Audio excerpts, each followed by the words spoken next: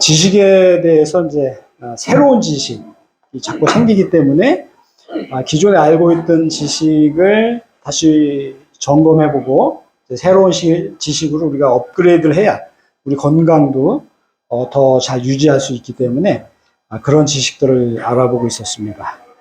자, 그 중에서 우리가 이제 알아보는 게 영양이잖아요. 영양이 B라고 했습니다. B. 그렇죠? B. 그러니까 건강법에는 제가 이제 여러 가지가 있는데 그 중에서 B. 그렇죠?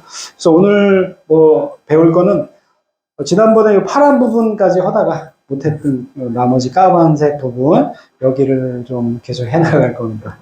자, B 하면은 빌드라고 그랬죠. 그래서 우리가 이렇게 사이클이 A, B, C, D 이렇게 지켜나가야 될 건강 법칙이 있는데 그 중에서 B다. B는 뭐냐면 바로 영양이다 하는 거죠. 예. A는 어레인지 시켜야 된다. 기둥을 어레인지 시켜야 된다. 예. B는 빌드, 그러니까 시멘트 같은 걸로 벽을 발라야 된다. 영양이라는 거죠. 그래서 우리가 이렇게 이게 나무에 보여지는 이러한 문제들, 외적으로 보여지는 문제들 속에는 뿌리 깊은 나쁜 것들이 숨어져 있다 하는 거죠. 네. 이런 문제들 중에서 가장 중요한 핵심은 뭐다? 네. 영양결핍이라고 그랬습니다. 그렇죠? 이런 먹는 것이 굉장히 중요한데 우리가 먹는 것은 우리 몸이 된다고 그랬어요. 그렇죠? 남이 먹은 것은 내 몸이 되지가 않아요. 그죠? 내가 먹은 것이 내 몸이 돼요. 내가 먹는 것이 내 몸이 되는데 내가 어떤 것을 먹었느냐에 따라서 내 몸이 그걸로 변하는 거예요. 그렇죠? 네. 우리가 좋은 음식을 먹었으면 우리 몸은 좋은 음식으로 만들어지고 나쁜 음식을 먹었으면 나쁜 음식으로 만들어진다 하는 거죠. 히포크라테스, 우리 의성이라고 하죠. 의성이 뭐라고 했냐면 음식으로 못 고치는 병은 약으로도 못한다. 근데 지금은 약으로도 많이 고쳐요. 그죠? 하지만 옛날에는 약이 그 별반 그렇게 좋은 게 없었기 때문에 이제 이런 말을 했었죠. 그래서 음식이 최고의 약이다 하는 소리예요. 그죠? 네. 음식만 잘 먹어도 병이 날 게 얼마 없다는 거예요. 그래서 지금 시대에는 과거처럼 좋은 식품을 좋은 그 햇빛을 보면서 영양이 가득한 그런 식품을 잘 못 먹기 때문에 왜? 비닐하우스에서 키우잖아요. 빨리 키우다 보니까 영양분이 흡수는 안 되고 크기만 커지는 그런 형태잖아. 그러니까 그걸 먹으니까 배가 부르잖아요. 배는 부르는데 영양가는 부족한 상태. 그래서 지금도 이제 연구해 보면 옛날에 사과 2개면 될 거를 지금은 50개를 먹어야 된다는 거야, 글쎄. 근데 우리가 소도 아니고 어떻게 50개를 먹겠어요. 그렇죠? 네. 그래서 어쩔 수 없이 영양을 제대로 못 먹을 때는 영양제라도 섭취를 해주는 게 좋다 하는 거예요. 요즘에 이제 그런 것 때문에 앞서도 이게 빨리 성장시키는 그런 농업 기술 때문에 영양이 부족하다 보니까 영양제 개발이 굉장히 많이 이루어지고 있어요. 사실 영양제 개발은 사람을 위해서 만들어졌던 게 아니에요. 아이러니하게도. 영양제 개발은 누구를 위해서 만들었을까요? 동물을 위해서 사실 만들었어요. 동물 중에서도 가축. 가축들을 잘 기르기 위해서 가축 영양학이 먼저 발달을 했는데 가축을 이렇게 영양을 이렇게 맞춰서 먹여보다 보니까 이게 건강하게 잘 자라네? 그럼 사람은 어떻게 될까? 이렇게 해서 이제 사람 영양학으로 넘어오게 된 거예요, 사실. 그래서 지금은 가축 영양학보다 사람 영양학이 더 발달을 했죠. 자, 우리가 건강관리는 영양소의 징검다리를 건너가는 것 같다. 이렇게 말씀을 드렸었어요. 이렇게 튼튼한 다리를 건너가야 되는데 실제로 이게 저기 칠곡군인가 어디에서 있었던 실제로 돈을 들여서 다리를 놨는데 비가 한번 오니까 무너지기 시작했어요. 저 큰 돌이 무너지기 시작했어요. 결국 이 다리가 어떻게 됐냐면 이렇게 다 흐트러져서 그냥 모아놨어요. 이거 굉장히 예산을 많이 들였던 건데도 불구하고 그렇죠? 큰 스트레스가 오니까 큰 홍수가 오니까 사람한테는 네, 큰 스트레스가 과로가 밀려오니까 우리의 몸이 이렇게 된다는 거죠. 네, 그렇게 될 수밖에 없는 거야. 잠언에 보니까요, 이런 말이 있어요. 내 마음으로 나의 지식을 받으라. 그것을 내 마음에 간직하고, 이렇게. 그죠? 네, 그런 말도 연계되는 말이 있다고 그랬죠. 새 포도주를 낡은 부대에다 넣은 자가 없나니, 네, 새 포도주는 새 부대에 넣어야 된다. 네, 그렇죠. 우리가 지식을 계속 업그레이드 돼야 되고, 우리가 담는 그릇도 업그레이드가 돼야 돼. 옛날 거가 아직도 맞는 진리가 있지만 대부분 틀린 게 많아요. 우리가 생각을 바꾸지 못하는 게 이 고정관념 때문에, 그리고 선입견 때문에 이렇게 바꾸지를 못하고 있는 거예요. 과거의 주장들이 맞는지 틀리는지 생각을 해봤습니다. 그리고 과거의 믿음도 맞는지, 최근 연구 변화는 어떻게 되는지 이렇게 또 연구를 해봤습니다. 그 중에서 이제 오늘 이 시간부터 당뇨병이 걸리면 소금 섭취부터 줄이는 경우가 많아요. 이게 일반적이라고 생각을 하는데 요즘의 평가는 그렇진 않아요. 나트륨은 제한할 필요도 있지만 당뇨병 자체가 나트륨에 직접적인 관련성이 있느냐 없느냐는 굉장히 논의가 많이 되고 있어요. 그리고 그냥 추를 해서 나트륨을 제한하다 보면 다른 문제가 생긴다는 거예요. 당뇨병 관리를 하려고 하다가 다른 문제가 생길 수가 있다는 거예요. 인슐린 저항성이 더 생길 수, 인슐린 더 먹어야 될 수도 있고 이런 문제가 생길 수 있다는 거예요. 그래서 이거는 물론 의사가 측정을 해줘야 되겠지만 측정을 해가면서 검사를 해가면서 정확히 맞춰서 해나가야 되는 거예요. 무조건 당뇨병 걸렸으니까 짜게 먹으면 큰일 나. 이런 생각을 하면 안 된다는 거예요. 혈액 검사도 해보고, 모두 해보고, 다 검사를 다 해보고, 내가 나트륨량이 과다해서 문제가 생기고 있는지, 이런 걸 점검을 해야 된다는 거예요. 이런 것도 이제 위험해진 거고. 커피는 괜찮고, 커피는 안 되고, 녹차는 괜찮다. 이렇게 또 생각하는 분이 있어.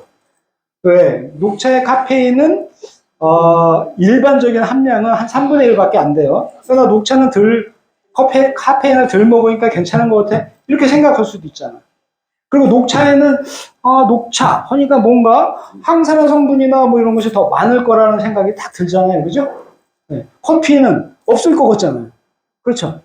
네. 그런데 사실은 그렇지 않다는 거예요. 커피에도 사실은 녹차만큼의 좋은 영양 성분이 많이 있다는 거죠. 그리고, 녹차도 어떤 질병에 있어서는 녹차를 안 먹는 게 더 좋다는 것이 지금은 이제 연구가 많이 되고 있어. 그런데 과거에는 왜 그랬냐면 녹차는 우리나라에서도 나요, 그죠? 보성 녹차 뭐 나오잖아요. 뭐 중국에서도 오지만, 네, 그렇죠. 그런데 커피는 우리나라에서 못 나죠. 해외에서 수입해야 돼요. 그동안 좋은 커피가 오기가 힘들잖아요. 그러다 보니까 뭐냐면 나쁜 커피와 좋은 녹차의 비교를 해왔던 거야.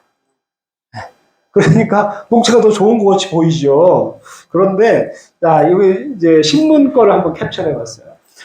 커피에도 항산화 성분이 가득하대요. 그렇죠? 네. 근데 이렇게 가득하려면 어떤 맛이 내야 되냐면 항산화 성분이 가득한 맛은 신맛이 나는 거야. 커피가 신맛이 나는 거 드셔보셨어요?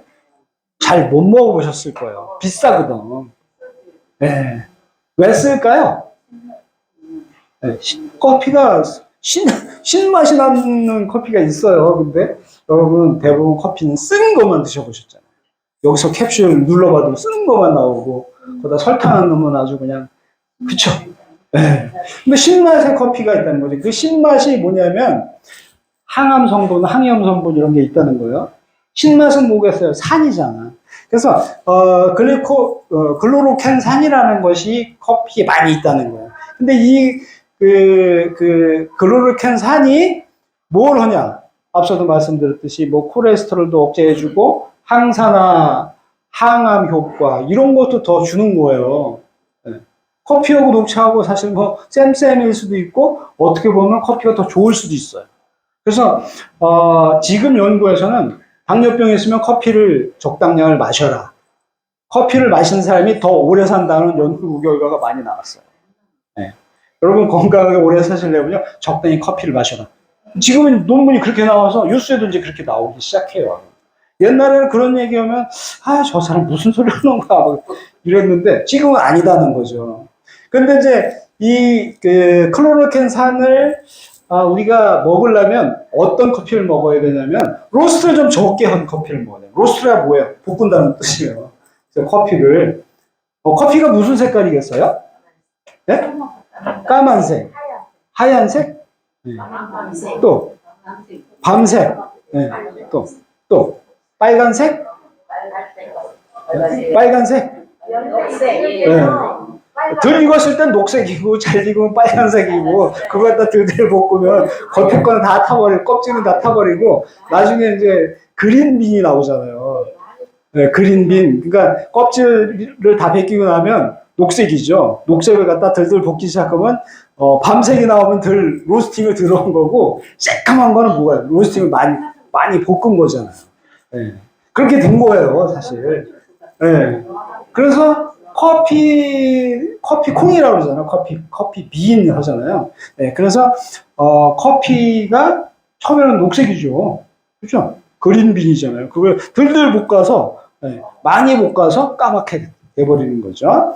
그래서 연구에도 이렇게 많이 나오는데, 로스팅을 적게 한 것이 이 산을 커피가 갖고 있어서 몸에 더 좋더라 하는 거죠. 이 산미가 나는 것들은 뭐 종류에 따라서도 뭐 품종에 따라서도 다 틀릴 수도 있어요. 그런데 이 원두를 얼마나 로스팅했냐의 차이인 거예요. 네. 얼마나 로스팅했냐. 그래서 그 볶는 그 로스팅하는 시간이 짧으면 짧을수록 그 클로로켄산은 많이 들어있는 거예요, 커피에. 그래서 지금은 그렇게 만들어서 파는 커피가 많아요. 네. 건강한 걸 너무나 찾아다니니까 비싸든 말든 저렇게 좋게 만드는 거예요. 그래도 사 먹을 사람이 있으니까. 근데 처음에는 야 그렇게 하는 거 누가 사 먹어? 그런데 지금은 사 먹더라는 거지. 네. 건강을 생각하니까 그렇게 된다는 거예요. 그래서 우리 한국식품영양학회에서도 조사를 해봤어. 로스팅을 적게 한 커피가 산미가 더 느껴지더라. 이거 당연한 소리잖아요. 그죠? 네. 당연한 소리예요. 자, 그러면 여기에도 보면 클로로켄산이 처음에는 이제 조금 볶아놓으면 이렇게 밤색으로 녹색이 이제 밤색으로 하다가 점점 볶아나니까 까맣게 돼버리잖아요. 근데 우리가 통상 사 먹는 거 보면 이런 거 구경해 보셨어요? 구경하기 힘들었어요. 그죠? 대부분 어떻게 이 정도나 아니면 요 정도? 그렇죠? 네. 이렇게 볶아놨으니까 아까 클로로켄산은 어떻게 됐겠어요? 대부분 타서 없어졌겠죠? 커피 카페인은 이거 볶아도 없어지겠어요? 타서 없어지겠어요? 안 없어져요? 커피 카페인은 안 없어져요. 그러니까 상대적으로 여기 커피 카페인 농도는 높아지겠죠? 카페인만 잔뜩 먹는 거예요. 그러니까 먹으니까 기분만 좋아지는 거예요. 그죠? 네. 항산하고 뭐 이런 거가 없다 하는 뜻이 되겠죠. 이게 왜 그러냐면, 왜 우리는 이것만 먹을까? 왜 이것만 먹을까? 왜 이런 거 왜 구경을 잘 못할까? 네? 생산을 안 하니까 그런가 봐요. 생산을, 그렇죠. 생산을 안 하기 때문에 그런 거예요. 그렇죠. 맞아요. 그래서 이제 이 설명을 해드려요. 우리는 그거를 생산을 못하니까 해외에서 갖고 와야 되잖아요. 대부분 뭘 해상으로 갖고 와야 되는 거야. 해상 운송 기간이라는 게 있어요. 이걸 배에다 실어갖고 갖고 오는 시간, 이걸 말하는 거잖아. 출발지 항구에서 도착지 항구까지 이동하는 시간만 할 때는 항공 운송 시간인데, 커피를 수입할 때 우리가 옛날에는 90일 넘게 걸렸어요. 그나마 지금은 뭐 배가 빨리빨리 뜨고 해서 30일에서 45일 걸리는 거야. 45일 동안 커피 이거 덜 볶아놓으면 어떻게 되겠어요? 곰팡이 나잖아. 그거 더 세게 굽는 거죠. 곰팡이 날까봐. 그렇죠. 근데, 이제 이런 거는 또 괜찮아요. 리드 타임이라고 주문해서 도착까지. 우리가 한국에서 이제 주문해서, 우리 회사로 보내주시오. 라고 주문해서 우리 회사까지 들어오는, 커피 판매하는 회사까지 들어오는 시간. 이거 리드 타임이라는데, 이렇게 할 때는 한 2달 정도 걸리는 거야. 그러니까 실제로 내가 커피를 사서 먹을 때는 2달이 넘게 걸리겠죠? 네. 그래서 지금 일반적으로 우리가 이 항해일수만 따지면 중남미에서 한국까지 갖고 올 때는 한 35일은 걸리더라. 35일 동안 곰팡이 나겠어요, 안 나겠어요? 덜덜 볶아야 될 것 같아요? 안 볶아야 될 것 같아요? 바짝 볶아야 될 것 같죠? 그러다 보니까 우리는, 예, 그렇죠. 예, 더 볶아야 되는 거 더 볶아요. 근데 지금은 이제 요 근처에서 뭐 필리핀이나 요 가까운 데서 오는 거는 일주일 만에도 오는 커피가 있어요. 그런 거는 앞서도 이게 산미를 느낄 수 있는 그런 것이 있긴 있다 하는 거죠. 근데 우리가 이제, 이게 커피를 먹을 때, 이게 커피가 이제 좋은 면도 있지만, 커피는 아까 산이 들어있다고 했잖아요. 산이 있으니까 위에도 산이 있는데 산을 먹으니까 어떻게 되겠어요? 네. 위산에다 산을 플러스 하니까 속이 쓰릴 수가 있어요. 소화가 빨리 돼요, 그래서. 또. 예. 물론 쌀밥 먹은 거 말고 단백질이나 지방들을 먹으면서 커피를 먹으면 소화가 더 빨리 돼요. 위산이 더 많이 분비되고 또 산이 더 들어가기 때문에. 그렇죠. 그래서 속쓰림이 심하면은 커피를 마실 때 예, 주의를 하셔야 되는 거예요. 나는 속이 쓰는데 좋다니까 그래도 한 잔 딱 마셔야지 이렇게 하면 안 된다는 거예요, 그죠? 예. 속이 쓰리고 내가 보니까 위산이 잘 나오고 한 분은 오히려 제산제를 먹어야 될 판인데 거기다 커피를 먹으면 안 된다는 거죠.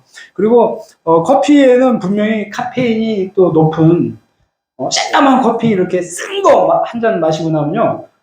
아까 카페인 함량이 더 높아지겠다고 그랬죠? 그런 걸 먹고 나면 뭐가 생기냐, 불면증. 뭐 이런 것이 생길 수가 있어요. 네. 그리고 화장실 막 자주 가야 되고, 그 카페인이 소화돼서 없어질 때까지 네, 잠을 못 잘 수도 있어요. 그러니까 커피 카페인을 뭐 저처럼 잘 소화하면 저녁 9시에 뉴스보다도 한 잔 먹고 12시에 자는데, 이게 잘 안 되시는 분은 낮 12시에 드셔도 이게 저녁까지 소화가 안 돼서 잠을 못 주무시거든요. 네, 그런 사태가 일어나니까 그런 경우에는 드시지 마라. 그리고 이제 커피가 모든 사람이 좋은 건 아니에요. 또 네, 좋다고 하지만 역시 뭐 두통이나 뭐 이런 것도 느낄 수 있고 그래요. 네. 그렇기 때문에 이런 건 이제 조절을 해서 드셔야 된다. 그리고 앞서도 말씀드렸지만 이제 해외에서 우리나라로 커피를 갖고 오다 보니까 뭘로 갖고 오냐? 선적해야죠, 선적. 아니면 그 컨테이너 수송을 통상 해요. 이렇게 해서 오는 것이 브라질이나 콜롬비아, 브라질 커피는 약간 너무나 많이 생산하는 나라다 보니까 거기는 고급 커피보다는 대중 커피가 많아. 그래서 갈아 먹는 커피 있잖아요. 그 원두가 더 좋은데 사실은 원두를 딱 볶는 순간 그 속에 그 영양 성분이 같이도록 만드는 거야. 볶는 기술이. 그런데 이제 여기는 대부분 그런 거보다는 가루 커피. 여러분이 뭐 옛날에 먹던 맥심 먹는 가루 뭐 이런 거 있잖아요. 그런 거. 아니면 믹스 커피 이런 거 만드는 거. 그런 건 대부분 이제 이 나라의 거를 많이 써요. 여기서 너무나 많이 생산하니까. 근데 하여간 뭐 이런 나라에서 우리 부산까지 오는 거를 이렇게 따져보면 중남미에서 오는 건 아직도 30에서 50일 정도 걸려. 그렇죠? 동남아에서 오는 거는 일주일 만에도 온다는 거죠. 그러니까 내가 좋은 커피를 먹으려면 생산지부터 보는 것이 유리할 수가 있어요. 생산지. 그래서 베트남이나 무슨 필리핀 요런 데서 생산하는 커피는 빨리 갖고 온 거는 뭐 비용은 비쌀지 몰라도 커피는 나한테 뭐 도움이 되는 그런 커피가 되겠죠. 앞서도 말씀드렸지만 이 커피 운송 중에 상하지 않게 하는 방법 뭐가 있겠어요? 더 들들 볶는 거죠. 그렇죠? 바짝 굴수록 곰팡이 덜 나잖아. 그렇죠? 그러니까요. 다 타버렸잖아. 이 껍질에, 그리고 요즘에는 커피를, 껍질을 벗겨내고 비린만 볶아서 먹는 게 아니라 요즘은 아예 커피를 통째로 껍질을 안 벗긴 상태에서 로스팅 시키는 기술도 있어요. 그러면 거기에 항암 성분, 항산 성분이 더 많다는 거야. 그렇게도 하는 기술이 발달되고 있는데, 우리가 이제 과거에는 좋은 녹차와 나쁜 커피만 비교하다 보니까 커피가 너무나 나빴다 이런 거죠. 그래서 그렇다고 커피를 매일 이렇게 드시라는 말은 아니에요. 커피가 좋은 것도 있으니까 좋은 거는 좀 드시고 나쁜 커피는 가급적 자제하고 녹차도 티백이 뜨고 뭐 이런 거는 뭐 사실은 별로 안 좋은 거예요. 녹차도 잎 그대로 있는 거 그런 걸로 해서 먹어야 그것도 녹차도 뭐 괜찮은 거죠. 근데 녹차가 커피보다 나쁜 상황이 있어요. 녹차에만 있는 성분이 있거든요. 이 녹차에 있는 뭐 카테닌이나 이런 성분들이 어떤 특정 약물하고 상호작용을 할 수가 있어요. 그래서 녹차라고 해서 나는 커피 대신 녹차 마시고 뭐 녹차를 상시 뭐 먹고 이래서 괜찮은 분도 있지만 아닌 분도 있다는 거예요. 네, 녹차로 해서 또 다 좋은 건 아니니까 그런 것도 주의하셔야 되고. 임산부는 왜 녹차 커피는 물론이고 녹차도 마시지 말아야 될까요? 이 카페인이라는 것은 위에서 철분이랑 결합을 해서 철분을 흡수시키지 않고 배설시켜버려요. 그래서 밥을 먹고 바로 커피를 먹으면 철분 결핍에 걸릴 수가 있어요. 그러면 어떻게 해야 될까요? 커피는 언제 먹어야 될까요? 한 30분 있다 마시면 돼. 바로 마시는 것보다 한 30분 있다 마시면 철분을 흡수하는 것을 방해하는 것을 피해갈 수가 있다는 거예요. 그리고 뭐 다른 특정 질환을 앓고 있는 분들도 녹차도 역시 문제가 될 수 있으니까 그런 것도 뭐 같이 조심을 해야 된다는 거야. 아시겠죠? 자, 그러면 여러분 혈압 때문에 걱정 많이 하시죠? 혈압 걱정 안 하시는 분. 다 혈압 걱정이 되세요? 혈압, 이야, 대단하시네. 혈압 걱정을 안 하시네. 아이고, 대단하십니다. 혈압이 걱정이 돼요. 그래서 이거 맞추려고 120에 80 맞추려고 노력을 하잖아요. 네. 이게 젊은 사람들은 뭐 해당이 없는 얘기일 수도 있어. 과거의 주장은 이게 기준을 여겼어요. 근데 최근 연구 결과에는 특히 노인의 경우는 이것에 대한 것이 지금 더 과학적으로 연구가 되고 있어요. 우리나라에서는 지금 계속 뒤따라가고 있지만 선진국에서는 이런 걸 미리 연구를 다 하고 있어요. 쉬운 예로 일본에서 연구한 걸 보면은 고령자도 고혈압 이렇게 해야 되나? 아니죠. 여기에 보면은 갑자기 혈압이 올라가서 그래갖고 혈압약을 먹고 그래서 갑자기 할 경우에 오히려 나빠질 수도 있다는 거예요. 그래서 혈압이 높더라도 그것을 내가 내리려고 하지 말고 병원에 와서 진단을 받아가면서 이거 혈압약을 어느 정도 먹어야 될까? 내가 130 정도 뭐 요 정도면은 약을 안 먹고 관리도 할 수가 있어요. 그렇죠? 네, 그런 것을 고려를 해야 되는데 이게 일본에서 연구한 건데 그렇다는 거죠. 그래서 혈압을 높다고 해서 그냥 정상으로 맞춰서 낮추면 저혈압 증세로 이 상태에서도 저혈압 증세가 올 수 있다는 거야.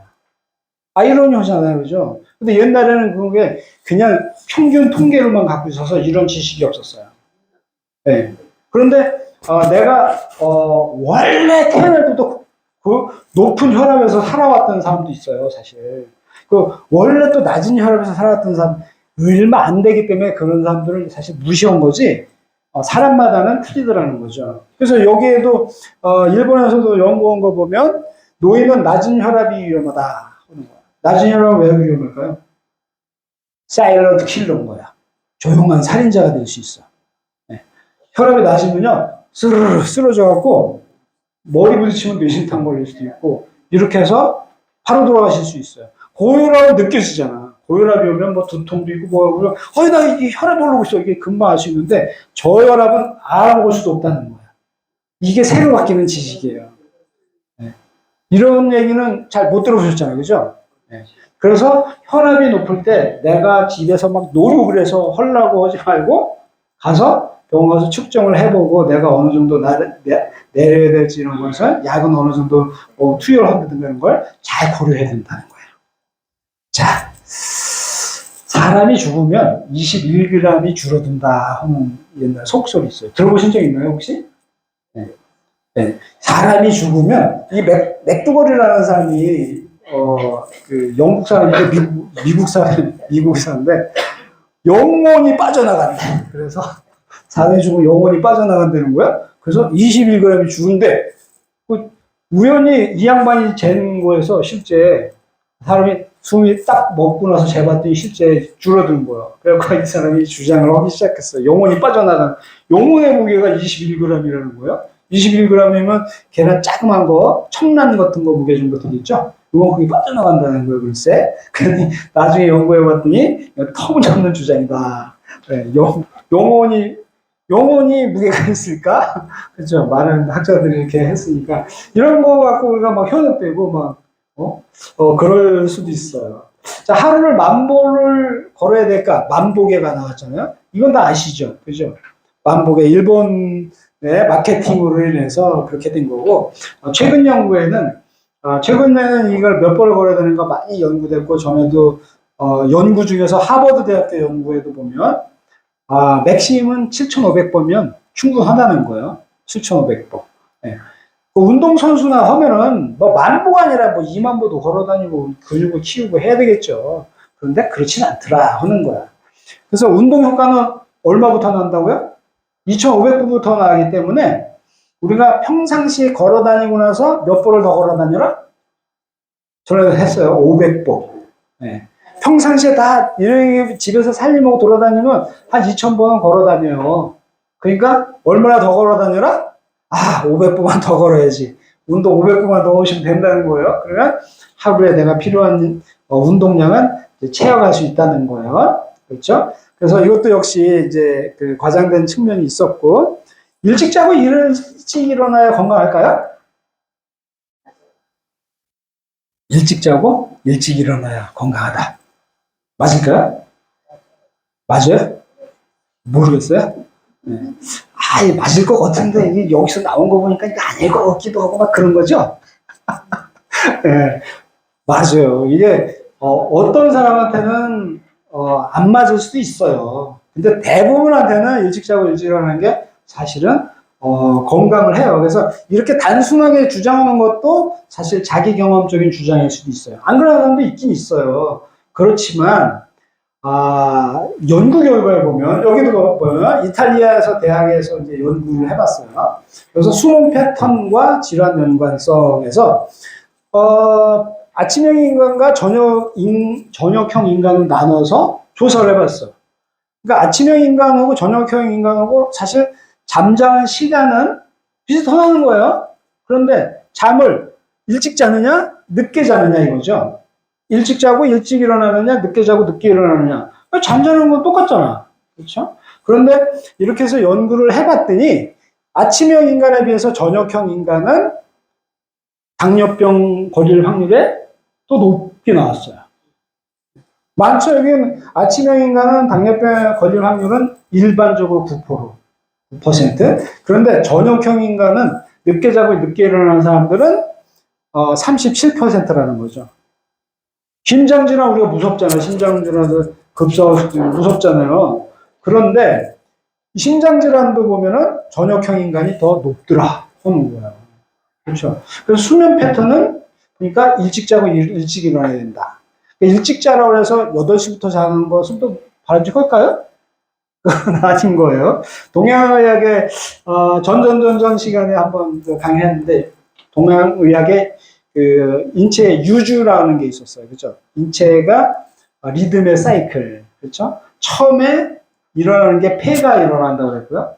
그다음에 대장이 일어나고 이런 설명을 한 적이 있었잖아요. 폐가 일어나는 시간이 몇 시냐? 3시였어요. 네.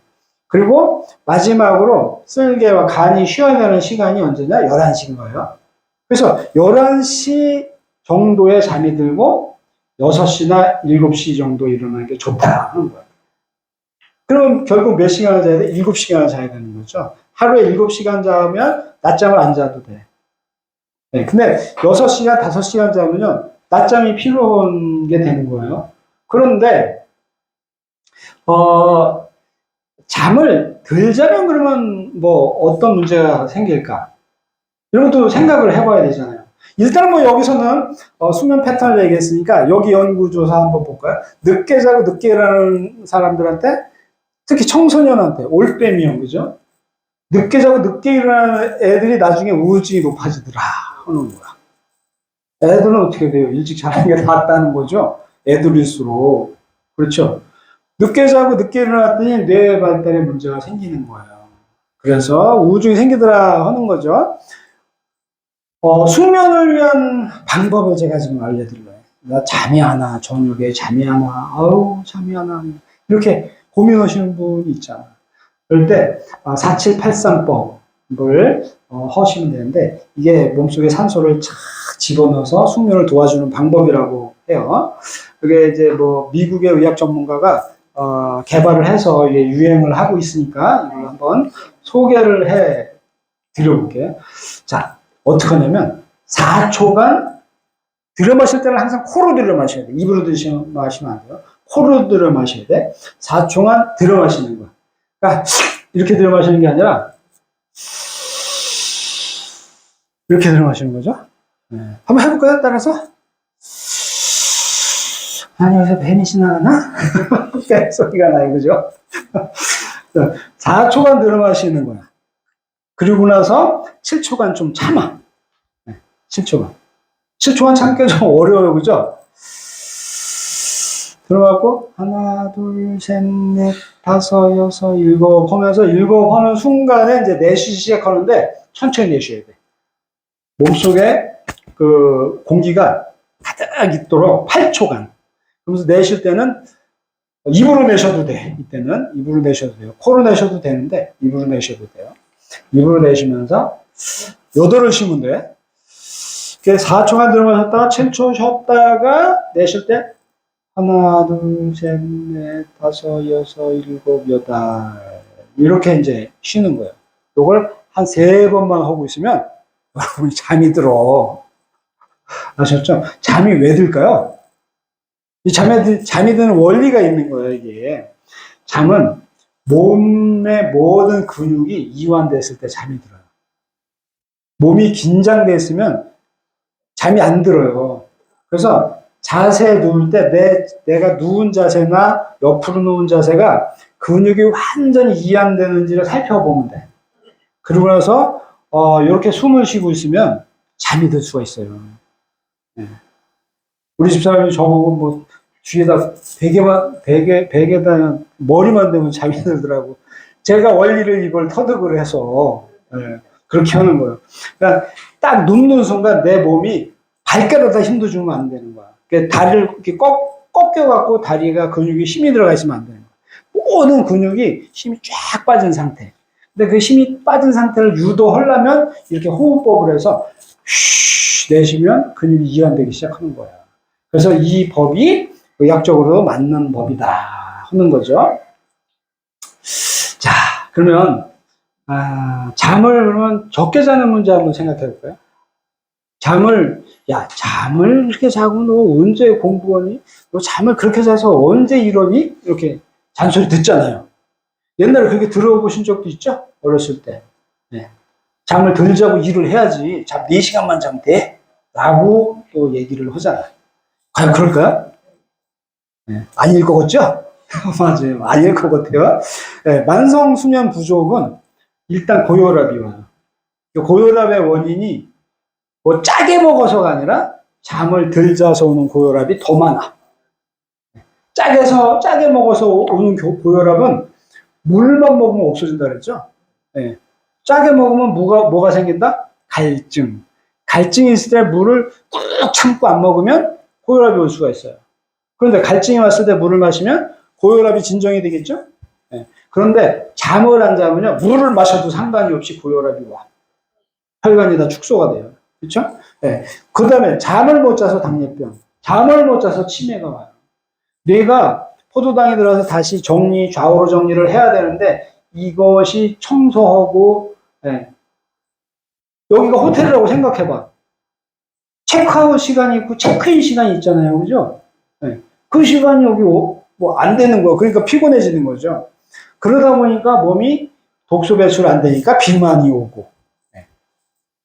그런 상태니까 집중력이 떨어지고 집중력이 떨어지니까 기억력도 없어서 건망증이 있다고 그러고 네. 그러다 보니까 민첩성도 없어지고 이런 것을 나타낼 수 있다는 거죠. 하루에 그럼 몇 시간을 자야 될까요? BBC에서 뉴스에서 나와서 BBC 여기서 보니까 하루에 보니까 7시간에서 8시간 자는 게 가장 좋은 거야. 7시간 딱 자도 되지만 잠이 부족하면 1시간 정도 더 자라는 거예요. 7시간을 못 자는 사람, 6시간 자는 사람, 질병 발생 확률이 높아지죠. 네. 그리고 더 자기 시작해서 9시간을 넘기는 순간부터는요, 또 위험해져. 이때는 치매 걸릴 확률이 높아진다든가 그래. 나이 드신 분이. 그럼 몇 시에서 몇 시까지만 잠시 11시에서 6시까지. 네, 그 시간에는 잠드는 게 좋아요. 11시에서 6시. 네. 11시 이전에 잠들어서 6시 어간에 깨면 딱 7시간 자잖아요. 더 졸리면 또 좀 더 자도 되고, 그렇죠? 네. 이게 동양의학의 유주에서 보면 폐가 일어나는 시간 뭐 이런 걸 다 고려해 봤을 때 11시에서 자서 6시나 7시에 일어나는 것이 가장 좋더라 하는 거예요. 네. 자, 그러면 우리가 9시간을 네, 9시간을 자도 네, 9시간 넘기면 위험해지기 시작하는 거예요. 9시간 안에 깨면 돼. 근데 실제 9시간 잔 것 같아도 수면에 드는 시간 있고 뭐 이런 시간이 있기 때문에 실제 9시간이 안 될 가능성이 있으니까 너무나 걱정하지 마세요. 이따가 또 설명을 드릴 거니까. 자, 그리고 수면이 부족하면 이렇게 네, 앞서도 말씀드렸던 이런 문제가 생긴다는 거예요. 한국 사람은 얼마나 잘까요, 도대체? 한국 사람 통계는 이 다른 나라들 보세요. 다른 나라들 보면 한 8시간씩 막 자잖아요. 그렇죠? 우리나라 사람들이 잠을 좀 덜 자는 거야. 그러니까 수면에도 단계가 있어요. 그러니까 수면에서 단계가 여기도 보면 11시에서 7시에 일어나는 걸로 저 BBC에서도 이렇게 얘기를 했어요. 자, 단계가 있는데 여기서도 보면 요 상태는 이제 졸음 상태야. 여기는 가벼운 상태, 그죠? 깊은 잠, REM 수면 단계 이렇게 이제 이어지면 단계가 이어지면서 잠이 이렇게 들쑥날쑥 이렇게 그래프를 그려가면서 자는 거예요. 그러니까 1단계에서 2단계 여기 깊은 잠을 자더라도 여기서 완전히 그냥 막 시체처럼 자는 게 아니더라는 거예요. 수면 패턴. 그래서 저도 이 스마트 시계를 차고 이걸 다 측정을 해봤어요. 제 수면 패턴을. 그랬더니 이렇게 이제 다 나오더라는 거지. 이게 첫 단계가 뭐냐면 졸음 상태의 단계예요. 이때는 완전히 잠이 든 게 아니라 졸리기만 한 거지, 누가 깨우면 금방 깨어지는 그런 상태. 이때는 점점 숨이 느려지기 시작해. 숨이 느려져야 근육이 이완되죠. 그래서 잠이 들기 때문에 숨이 느려지고 근육이 이완되는 거예요. 그러면서 심박수도 떨어지기 시작하는 거예요. 심장이 팍팍팍팍 돌아가는데 잠이 오겠어요, 그죠? 심박수도 떨어지고 이렇게 해서 졸음 상태가 가는 거고, 두 번째 이제 얕은 단계의 수면, 이렇게 녹색 부분, 이제 진한 회색 부분, 그쪽으로 이제 가는 거죠. 그래서 이때는 이때 역시 이렇게 사람을 이렇게 툭 건드리면 깰 정도로 그런 상태에 접어들기 시작해. 그다음 이제 세 번째 단계는 이제 완전히 이거 회색 단계로 들어가는 거죠. 그러면은 이때는 이렇게 누가 옆에서 이렇게 건드려도 안 깰 정도로 깊이 이제 잠이 들기 시작하는 거예요. 그래서 이때는 내 몸에서 최소한의 활동만 일어나는 거야. 심장이 움직여야 되는 거, 대장, 소장이 움직여야 되는 거, 이런 활동만 이제 일어나면서 모든 세포들이 잠을 자. 그러면서 재활용을 할 수 있도록 영양 공급을 공급해서 아침에 공장이 돌아가도록 청소하듯이 이 시간에 기름칠하고 뭐하고 다 이렇게 이루어진다는 거죠. 자, 그래서 이 두 번째에서 세 번째 단계를 뭐라면 우리가 느린 파형 수면 단계 이렇게 얘기를 해요. 이 파장이 느려져갖고 그때 그 잠을 충분히 잘 수가 있다 하는 거죠. 근데 깊은 잠에 빠지고 나면 깊은 잠에 빠졌다고 완전히 죽어버릴까봐 사람은 깊은 잠에 빠졌다 다시 또 회복되고 이렇게 돼요. 깊은 잠 쭉 가다가 그냥 가실 수도 있는 거야, 사실. 그래서 하나님이 인간을 참 오묘하게 만들어 놓으셨다 이렇게 볼 수가 있어요. 그러니까 깊이 잠들어서 회복시키다가 다시 깨서 이렇게 하다가 깊이 들어갔다 나왔다 하는 잠의 단계가 있어요. 그래서 깊은 잠이 빠진 다음에 이렇게 이제 요런 단계로 들어가는데, 요런 단계가 렘 수면 단계. 렘 수면은 눈이 이렇게 자면서도 눈이 돌아가는 단계예요. 요런 단계가 또 좋은 수면 단계라고 또 연구가 되는 경우도 많이 있어요. 그래서 우리 수면 단계 이렇게 이어지기 때문에 이 중에서 내가 실제 잠잔 시간이 여기서 계산이 돼요. 이게 이런 스마트 시계를 차 보면 내 수면 시간이 이렇게 계산이 돼서 나와요. 실제 깊은 수면은 뭐 한 하루 7시간을 자도 한 30분, 20분 요거밖에 안 돼. 예. 그리고 이제 렘 수면 단계가 뭐 5시간이다 이렇게 나와요. 예. 그래서 9시간을 넘겨서 뭐 10시간 자면은 앞서도 말씀드렸지만 이 치매나 이런 것이 오히려 더 많이 걸릴 수도 있으니까 그렇게 잠은 많이 자는 것은 권하지 않고 알람을 해서 깨워야지. 9시간 넘기지 마시고. 예. 근데 9시간을 뭐 자기 전에 1시간을 뒤척였어. 그러면 9시간이 아니잖아요. 그죠? 8시간이잖아. 네, 그렇게 계산을 하시면 될 것 같아요. 자, 이번엔 또 식품으로 다시 돌아와서 오메가3는 식물성이 좋을까요? 오메가3, 식물성이 다 좋은 거잖아요. 네. 그래서, 들기름을 드시는 분도 있어요. 오메가3, 들기름이 좋아. 들기름에 오메가3, 오메가6, 오메가9. 이게, 날로 써서 먹는 게 네. 날로, 들기름도 뭐 익혀서 먹네. 먹지도 않고 날로 짜서 먹는 게 좋은 짤 때, 엎은지 말고. 짤 때 이제 압착식 방법에 따라서 그런데 가열을 하기 때문에 볶은 거하고 뭐 별 차이가 없을 것 같아요.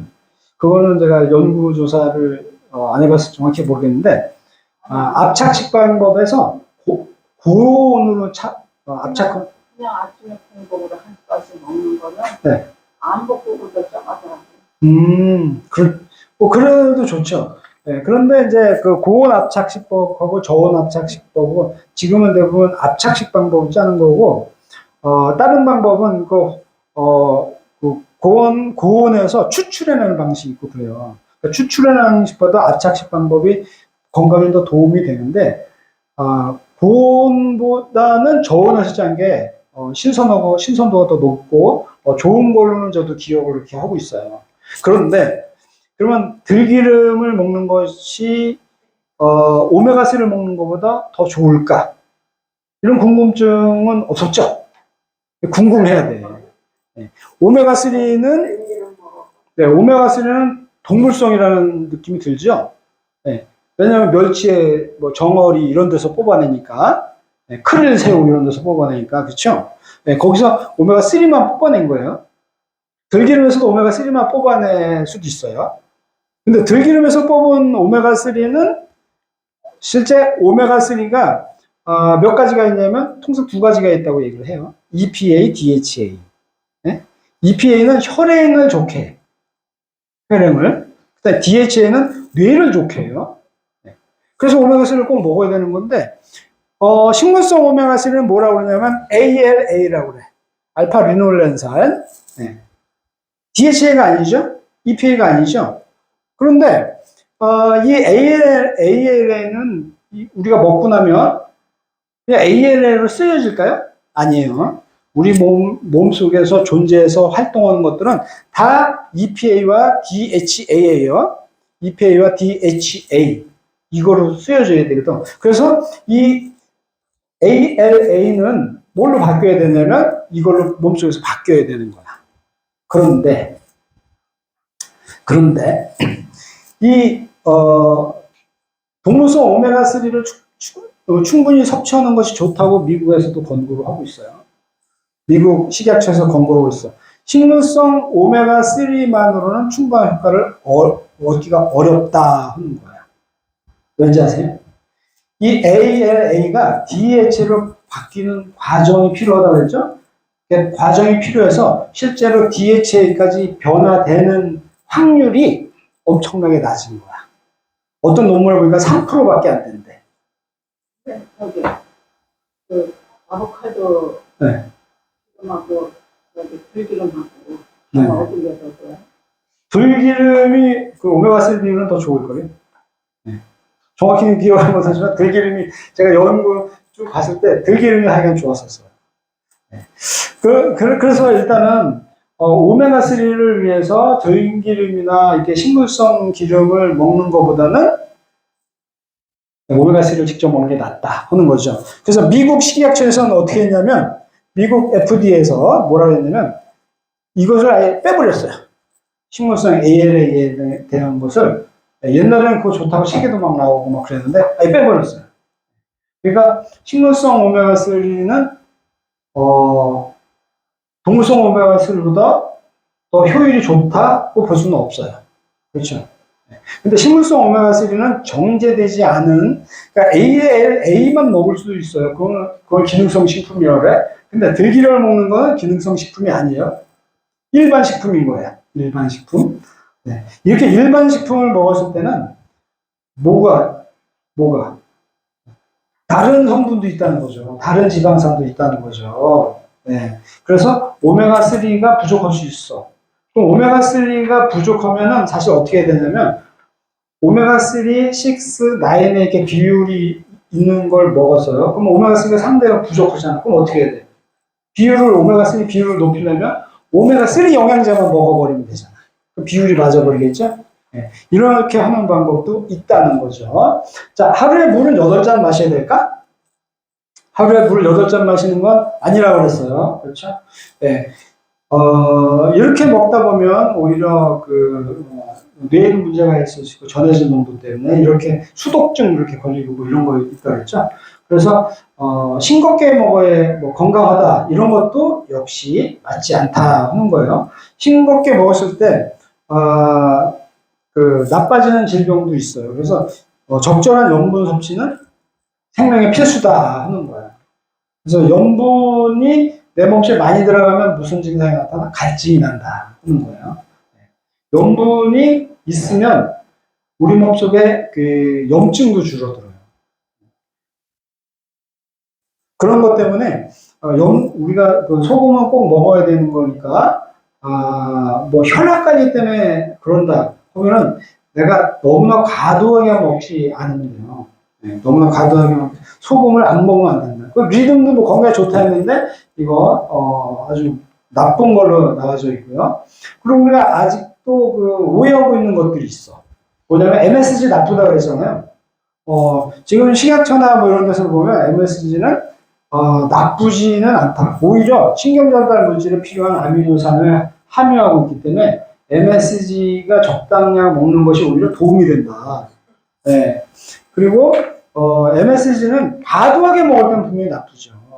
네. 과도하게 먹을 때는 무조건 나쁘기 때문에 그렇다 하는 거예요. 사카린 나쁘다고 생각하죠? 네, 사카린. 사카린이 나쁘다고 생각하는데 달콤한 인공 감미료 이것은 발암물질이다 이렇게 생각을 했지만 실제 발표되는 걸 보면 있잖아요. 발암물질이 아니라 항암 항문 효과가 있다 이렇게 나오는 거예요. 사카린이. 네. 옛날에는 사카린 먹으면 큰일 나는 줄 알고 가난해서 먹는 줄 알고. 사카린 많이 먹었죠. 네. 지금은 안 먹죠. 네. 지금 왜 안 먹어요? 사카린은 안 좋다고 먹어요. 이게 나쁘다고 생각을 해왔기 때문에 점점 안 팔리고 해서 없어진 거예요. 네, 그런데 사카린은 여기도 신문에 있지만 동아일보에서 나왔잖아요. 동아일보에서. 네, 사카린은 발암물질 아니라 항암 효과가 있다 하는 거야. 여기에 이제 보면 사카린은 항생제 내성 세균은 물론 암세포와 지방세포 억제, 염증 방음 조절까지 한다는 게 밝혀졌다는 거야. 그렇죠. 네, 잘못된 진실이었던 거죠. 미국 학술지에도 이렇게 나왔고, 사카린이 세균을 세포막을 손상시켜서 세균을 사멸시키더라. 오히려 세균을 사멸시키더라. 사카린이 나쁜 게 아니었다는 거죠. 네. 그리고 여기도 보면 암세포에도 효과가 있다. 이런 얘기가 나오는 거죠. 그리고 농도가 높을수록 암세포 증식이 느려지고 사멸하는 세포 수가 증가했다. 암세포가 줄어든다는 거예요. 네. 그렇다고 이걸 나는 암 항암요법을 이거 써먹어야지. 이렇게 하는 것도 약간 시기상조일 수도 있어요. 그래서 여기에다가 그러니까 커피에다가 사카린을 타서 먹는다면 어떻게 될까? 억제 효과도 높다는 거예요. 옛날에 오해지를 안 해요. 네, 지금은 사기도 힘들죠, 사카린. 쿠팡에 나가야 살라나. 네, 그렇잖아요. 옛날에는 이런 오해 때문에 사카린이 없어졌는데, 진짜 사카린이, 네, 그렇게 나쁜 게 아니라, 오름없이 좋은 작용도 하고 있더라는 거죠. 죽이는 건 지금도 네. 삭발해. 큰일 나는 줄 알았잖아, 사카린 먹은 거죠. 근데 할 수 없이 가난해서 설탕 살 돈이 없어서 사카린 사 먹었잖아. 우리도 어렸을 때 그랬어요. 네, 설탕, 백설탕 그게 더 나쁜데. 네, 백설탕이 더 나빠요. 너랑 설탕. 네, 그 노란 설탕이 좋으니까 요즘에 백설탕을 거꾸로 갖다 염색을 해갖고 팔아요. 아유, 진짜 한장한 거였어요. 네, 갈색 설탕이 부족하다 보니까 네, 백설탕을 다시 염색을 해서 팔아요. 네, 그게 더 위험한 거야, 또 갈색 설탕이. 지금 세상이 이렇게 변하고 있다는 거죠. 그래서 이 사카린의 항암 효과는 다른 연구에서도 이렇게 밝혀지고 있어요. 이렇게. 네. 그래서, 이런 걸 보니까 우리가 그동안 건강 관리를 조금 이렇게 다르게 해왔구나. 그리고 이제, 전에도 이게 알려드렸잖아. 네. 뭐, 이거는 이제 식품이 아니라 약인데, 전에도, 탈리도마라는 그 입덧 치료제를 먹고, 이렇게 팔이 없는 애들이 탄생하고, 이것도, 이게 또 그냥 바로 안 것도 아니고, 한 50년 지나서, 수많은 애들이 이렇게 태어나고, 심지어 나이가 들어서 이제 알게 된 거죠. 네, 나이가 3, 40이 돼서, 50이 돼서, 내가 팔이 없던 이유가 이것 때문에 그랬어? 이렇게 알고, 그때서 이게 판매 중지가 됐든, 네. 근데 이것도 왜 그러냐면 성분이 카이랄성이라고 그랬죠. 네. 카이랄성의 비밀 때문에 이런 문제가 생겼다는 거. 그 다음에, 로페콕시브라는 것도 이게 관절염 치료제였는데 이것도 심혈관으로 죽는 사람이 생기고 이랬던 거예요. 그래서 약이라고 해도 다 믿을 것도 안 되는 거예요. 근데 우리가 약을 먹을 때도, 오랜 뭐라 그럴까? 임상이 다 된 거. 그렇죠? 해열진 통제하면 아스피린. 야, 하도 많이 먹어가고, 사고 얼마 안 나네? 그죠? 이런 걸 우리가 찾아보는 게 낫다는 거. 타이레놀 먹다가 사고 나는 경우도 있어, 미국에서는. 네. 그러니까, 그런 것도 이제 우리가 좀 관심을 갖고. 지금 나오신 아스피린? 아스피린 많이 먹으면 어때요? 아스피린을 저는 먹지 말라고 그래요. 그러니까 그 피가 이렇게 맑아진다고 묽은 사람들 아스피린 처방받고 뇌졸중 걸릴까봐 처방하고 하잖아요. 전에도 한번 설명을 드렸던 것 같아요. 기회가 되면 또 설명을 드릴게요. 아스피린은 산이에요, 산.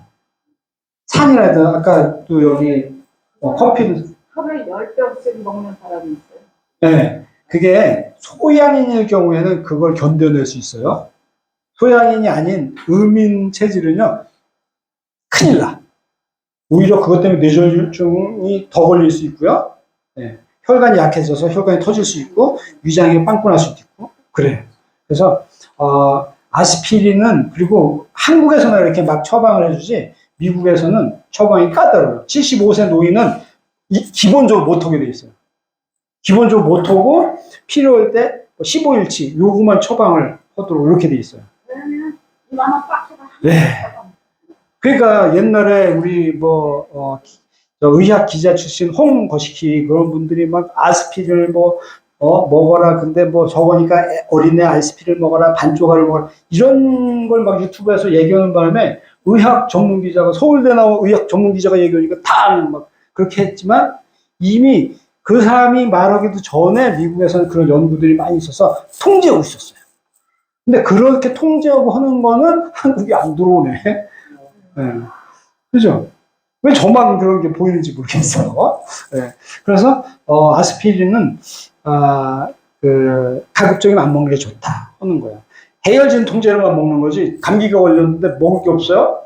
네. 두통 있어? 그럴 때 몇 번 먹는 거지, 매일, 내가 피가 너무나 해갖고, 그걸 매일 먹어야 된다? 이런 것은 위험할 수도 있다 하는 거예요. 거의 약을 안 먹은 사람 어떤? 좋은 거죠. 예, 음식이 약이 되게 하라. 그랬잖아요. 히포크라테스. 저는 거의 약을. 네, 그게 좋은 거예요. 약은 한 번 먹으면 하나씩 더 늘게 돼 있어. 왠지 아세요? 약하고 식품하고 틀려요. 약품, 식품 차이가 뭘까요? 약품. 약품은요, 네, 독성이 있는 거예요. 식품은 독이 요만큼이라도 있으면 그거 식품이라고 안 그래. 독성이 요만큼도 없는 건 약이라고 또 안 그래요. 약 껐다고 그러는 거지, 약이라고. 이렇게. 약이라고 안 그래요. 독성이 있어야 약인 거예요. 첫 번째, 독성이 있어야 약인 거예요. 두 번째 조건은 뭐냐면, 부작용이 있어야 약인 거야. 부작용이 없으면 약이 아니야. 산삼 먹고 부작용이 있는 거 잘 못 먹잖아요. 그 산삼을 약이라도 하지만 식품이라고 해. 그렇죠? 네. 부작용이 없어. 그래서, 약의 세 번째 조건은 병에 표시하게 돼 있어, 병에. 표시하게 돼 있어. 이거는 어디에 쓰는 약이다. 이렇게 표시를. 딱 한 가지만. 두통, 치통, 생리통. 통증이잖아요. 그죠? 우리가 맨날 듣던 펜잘 뭐 이런 거. 통증, 이렇게 하면 통증에 좋은 약. 이렇게 표시하게 돼 있어요. 1000가지에 좋은 약은 없어요. 10가지에 좋은 약도 잘 없어요. 대부분 한 가지 정도의, 독성을 갖고 있기 때문에 약사가 있어야 되는 거야. 약사가 이 독성 때문에 사람이 죽을 수 있으니까, 부작용이 있으니까, 그렇죠. 독성이 있다 그랬어요? 부작용이 있다 그랬어요? 그거를 통제해주는 약의 성분. 그래서 약을 처음에 만든 사람이 파라셀수스라는 16세기의 의사예요. 이 사람이 화학으로 약을 만들어낸 사람이에요. 그 사람이 뭐라고 했냐면, 약은 독성이다. 약은, 용량만 있을 뿐이다. 용량을 벗어나면 사람은 죽는다는 거야. 그 용량을 통제하는 사람이 의사와 약사인 거야. 그래서 약사가 면허가 있어야 되는 거예요. 약을 취급하려면. 이게 죽을 약인지 아닌지를 공부해서 알게 해서 그 면허를 따게 하는 거예요. 그렇죠? 네. 약이 아닌 건 마음대로 먹어도 되기 때문에 약이라고 통제를 안 하는 거예요. 아시겠죠? 네. 네. 그런 거예요. 그리고 뭐 이제 정부기관에서도 이런 얘기들 막 맹물이 무슨 뭐 기적의 뭐 실로암의 물도 아니고, 예, 그런 것도 있고, 이런 경우도 있었어요. 뭐 새싹 보리분말 이거 먹으면 다 만장통. 예, 이 대체하게 그래서 요걸 먹는 거죠. 예, 새싹 보리분말이 영양 성분이 많아서 효과는 있을 거예요. 현미 먹는 것보다는 또 좋을 수도 있어요. 그렇지만 이게 만병통치약도 아니고 다이어트 약도 아니고 아니다는 거죠. 그 다음에 또 뭐, 살 빠진다고 뭐 방탄커피 뭐 이런 것도 있고, 또, 옛날에 코로나 걸렸을 때 어떤 한의사 나서 고추대를 삶아서 먹으면, 들어보신 적 있죠? 그때 황당해갖고 제가 글을 막 썼어요. 황당무계하다고 막 페이스북에도 올려놓고 막 그랬는데, 예, 잡혀갔죠, 나중에? 예, 과학적 근거도 없는. 고추를 삶아 먹지 왜 고추대를 삶아 먹어? 고추대 무슨 영양 성분이 더 많다고 그러죠? 말도 안 되는 그런 거. 다음 시간에는 또 이게 사람을 아주 혼란하게 하는 계략과 속임수가 있는 그런 것들이 많이 있습니다. 그런 얘기를 다음 시간에 또 한번 이어서 해보려고 합니다. 오늘 재미있었습니다? 예. 또 궁금한 거 있습니까? 네, 궁금한 거 있으면. 네. 진통제로 먹으면 기분 데가 하나도 안 먹어서 그런 거를 먹어는. 네, 진통제는 뭐 필요하면 먹어야죠. 네. 진통제를 매일 상시 뭐 이렇게 먹는 거는 문제가 생길 수 있지만, 내가 몸이 아플 때는 진통제를 네네 먹어야 되는 거죠. 시시가 아프면 네. 진통제 하나 먹고 하나도 안 아프고. 네. 진통이 온다는 거는 대부분 근육을 많이 써서 근육 사이에 염증이 생긴다는 뜻이거든요. 그래서 진통제는 소염이 같이 대부분 들어가요. 소염이 되고, 해서 그 소염을 없애면서 진통 효과가 나고, 뭐 이렇게 되는 약이 대부분이에요. 제가 약사는 아니지만 일반적인 지식이 그래요. 네. 네, 알겠습니다. 오늘도 수고 많으셨습니다. 네, 건강하세요. 네.